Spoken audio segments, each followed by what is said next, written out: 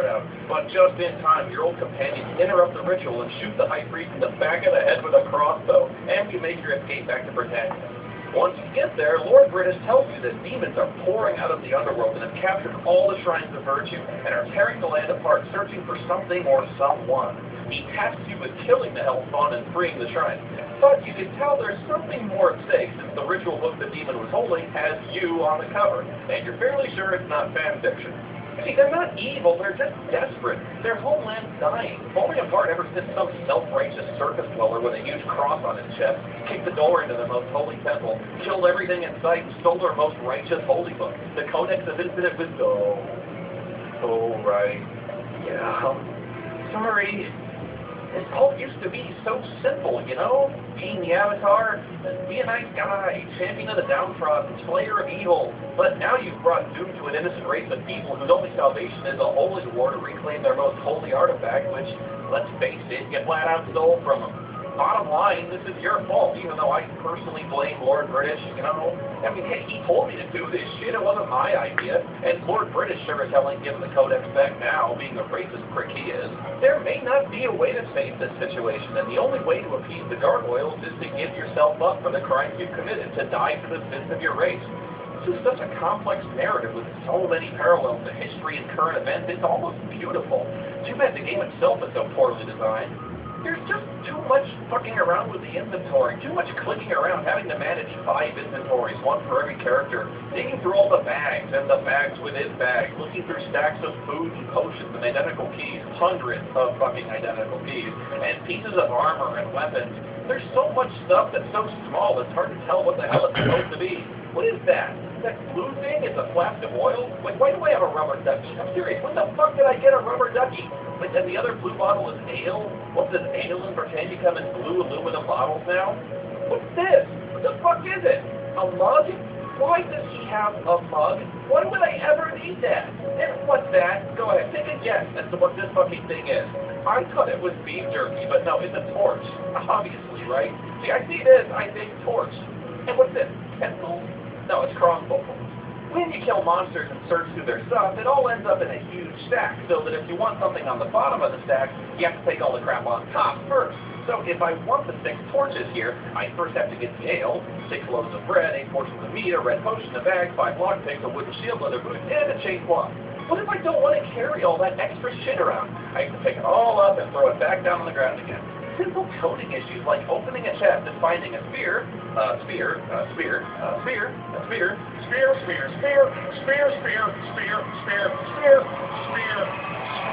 Why not just say, now just find a fuck ton of spears?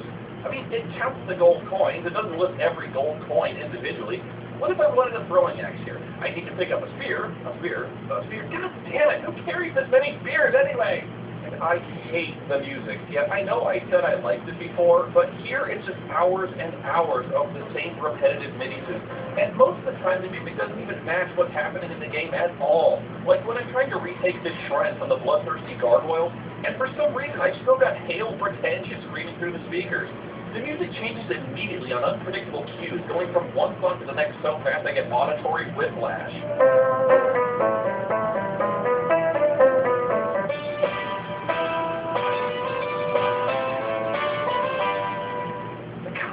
Feels so distant. It's hard to tell what's going on, who's attacking who, and how well you're doing. The sound effects are just plain silly, and your character is a complete pussy in this game. You're supposed to be the Avatar, and here I am getting my ass handed to me by ROUSs.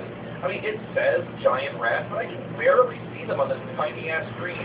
These tiny brown stripes on brown mud. In fact, I immediately got poisoned by these little bastards, and I had to run all the way back to Lord British to get healed. But guess what? The dude's asleep! There's no way to fucking wake him up! Help me! Hey, come on! It's me, the Avatar! I got rapid onset black death from the rats in your goddamn sewer!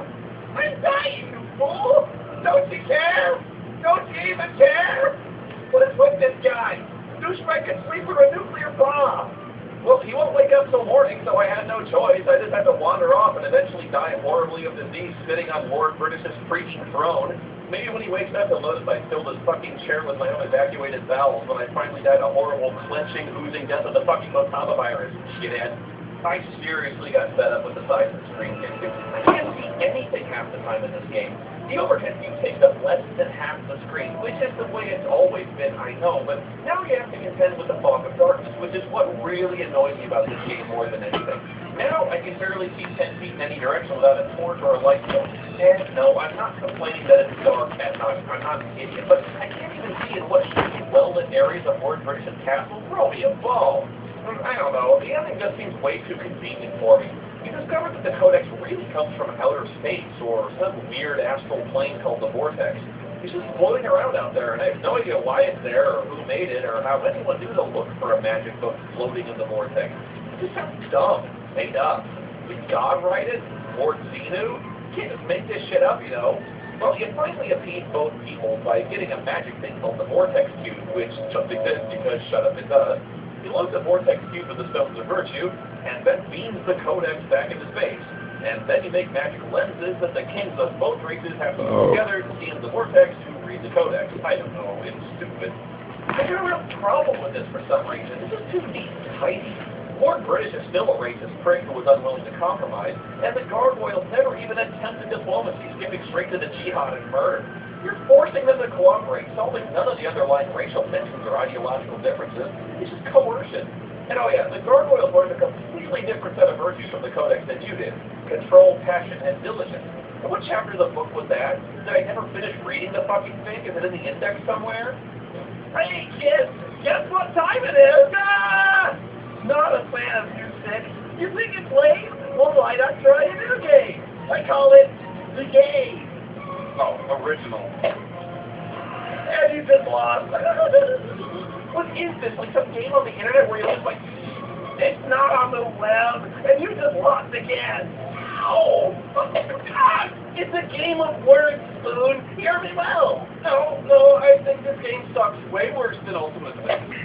Oh, but Spoon, you did not tell them that they're smart. You get to talk to me. Oh yeah, you actually get to talk to fucking Chuckles in this game, who tells you some really stupid and pointless jokes, but